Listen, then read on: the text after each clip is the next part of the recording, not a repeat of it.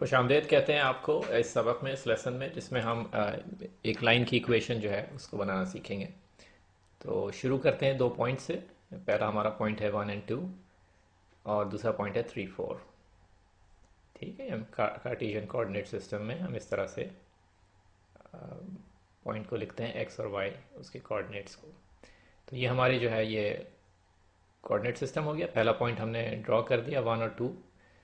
X जो है वो 1 है और वाई 2 है। दूसरा पॉइंट जो है उसमें x3 है और y4 है। तो दूसरा पॉइंट ये हो गया। ठीक है, हमारी जो लाइन होगी जो इन दो पॉइंट से गुजरेगी वो स्ट्रेट लाइन ये हमने ड्रॉ कर दी। अब हम जो है वो वो इक्वेशन जो है वो मालूम करने की कोशिश करेंगे कि जो इस लाइन की इक्वेशन है। ठीक है ना। और हमें मालूम है कि जो इक्वेशन है स्ट्रेट लाइन की, सीधी लाइन की, वो y is equal to m x plus b. ठीक है, जहाँ पर m जो है वो स्लोप होता है और b जो है ये आपका y इंटरसेप्ट। स्लोप ये बताता है कि जो लाइन है इसका झुकाव कैसा है, किस तरफ है।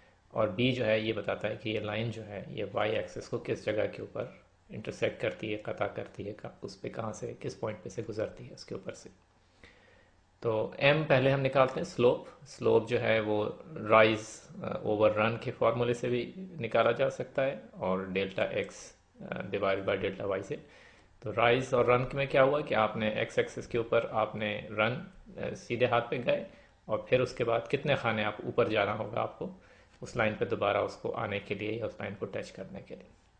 तो हमारे पास 2 पॉइंट्स हैं, हम इनसे चेंज इन वाई या डेल्टा वाई जो है वो आसानी के साथ निकाल सकते हैं। एक पॉइंट को सेलेक्ट कर लेते हैं, उसमें से वाई की वैल्यू लेते हैं और उसको तफरीक दे देते हैं, सब्ट्रैक्ट कर देते हैं दूसरे पॉइंट की वाई वैल्यू से। तो 4 - 2 हो गया।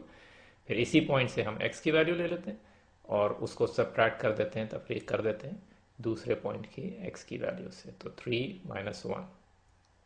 ठीक है जनाब। बस इस बात का ख्याल रखें कि जिस पॉइंट से आप पहली वाई की वैल्यू ले रहे हैं उसी पॉइंट से पहली एक्स की वैल्यू भी लेनी है। ठीक है, तो ये हमारे पास 2/2 आ गया। तो स्लोप जो है वो 1 हो गया। ठीक है ना। क्योंकि हमारा जो राइज और रन में भी आप देखें तो जो हमारा रन है सीधे हाथ पे वो एक खाना है और उसके बाद एक खाना ऊपर जाना है, राइज करना है दोबारा से लाइन तक पहुंचने के लिए। तो 1/1 जो है वो आप चाहें तो रन उल्टे हाथ पे जाकर और फिर राइज नेगेटिव जो है, दोनों नेगेटिव नेगेटिव जो है वो आपको स्लोप बाहर हाथ 1 ही मिलेगा। तो अब हम अपने जो है m को लगा देते हैं इस इक्वेशन के अंदर। तो y is equal to m x जो है वो 1x हो गया। तो y is equal to 1x plus b जो है वो हमारे पास लाइन की इक्वेशन आ गई। इसमें अभी तक b जो है वो हमें नहीं मालूम कि उसकी वैल्यू क्या है।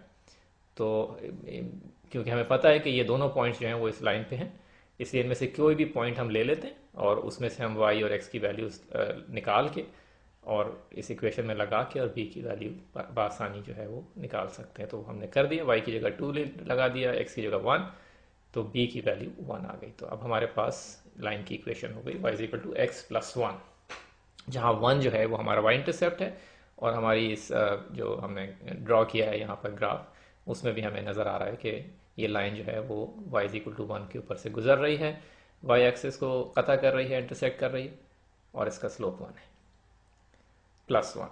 अब चलें एक सवाल और करते हैं, दोबारा से 2 पॉइंट्स ले लेते हैं। पहला पॉइंट जो है वो -3, 5 और दूसरा पॉइंट जो है वो 2, -6 या -6।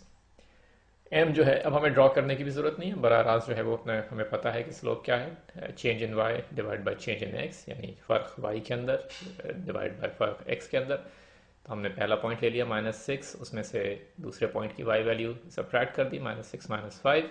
उसी पॉइंट से एक्स की वैल्यू ली, उसको सब्ट्रैक्ट किया दूसरे पॉइंट की एक्स की वैल्यू से। और थोड़ा सा एहतियात की ज़रूरत है क्योंकि ये -3 है, तो 2 - -3 हो। तो ऊपर जो है वो हमारे पास -11 -11 आ गया और नीचे जो है वो माइनस और माइनस दोनों मिलके प्लस हो गए और हमारे पास 5 आ गया। तो ये जो स्लोप निकला वो -11/5 हो गया, -11 डिवाइडेड बाय 5। ठीक है ना। तो आप जो है वो दोबारा से बस वही बात हम आपको तकरार करेंगे कि ये इस बात का ख्याल रहे कि कौन सा पॉइंट आपने लिया। आप चाहें तो दूसरा पॉइंट जो है उससे y की वैल्यू पहले ले, तो y -6 हो जाएगा और -3 - 2 हो जाएगा, चेंज इन x। ऊपर जो है माइनस और माइनस प्लस हो जाएंगे तो 11 और नीचे -5 आ गया। तो इससे कोई फ़र्क नहीं पड़ता कि आप दो पॉइंट में से किस पॉइंट में से y की और x की वैल्यूज़ पहले लेते हैं और उसको सब्ट्रैक्ट करते हैं दूसरे पॉइंट की y और x की वैल्यूज़ से। दोनों सूरतों में जो वैल्यू आएगी स्लोप की वो एक ही होगी। तो y की जो हमारे पास जो इस इक्वेशन की जो स्लोप की वैल्यू है वो -11/5 आ गई। हमने अपनी लाइन की इक्वेशन के अंदर इसको लगा दिया, तो हमारे पास y is equal to -11/5x plus b जो है वो इक्वेशन बन गई। b की वैल्यू अभी तक हमें नहीं मालूम है, उसको कैलकुलेट कर लेते हैं। वो बहुत आसान तरीका है। एक पॉइंट इनमें से जो हमें यहाँ से हमने शुरू किया था वो लेकर उसमें से y और x की वैल्यूज लेकर इस इक्वेशन में लगा देते हैं। तो y हमने 5 ले लिया, पहला पॉइंट से हमने y की वैल्यू ली, पहले ही पॉइंट से -3 जो है x की वैल्यू ली। तो b की वैल्यू जो है वो हमारे पास अब आसानी कैलकुलेट हम कर सकते हैं। तो b बराबर हो गया हमारे पास 5 - 33 डिवाइड बाई 5, और इसको हम 25 - 33 और पूरा डिवाइड हो जाएगा 5 से। तो 25 - 33 जो है वो हमारे पास -8 होता है अपॉन 5। तो b की वैल्यू जो है वो -8/5 हो गई। अब हम एक दूसरे पेन से जो है वो इक्वेशन लिख लेते हैं। तो y is equal to -11/5 x -8/5, क्योंकि हमारे पास y इंटरसेप्ट की जो वैल्यू है वो नेगेटिव में है। तो ये जो है हमारे पास आगे लाइन की इक्वेशन, हमें ड्रॉ करने की भी ज़रूरत नहीं। उम्मीद है कि इन दोनों प्रॉब्लम्स जो हैं इनको सॉल्व करने के बाद अब आप आसानी के साथ किसी भी लाइन की इक्वेशन जो है वो कैलकुलेट कर सकते हैं, अगर दो पॉइंट्स आपको दिए जाए। मज़े की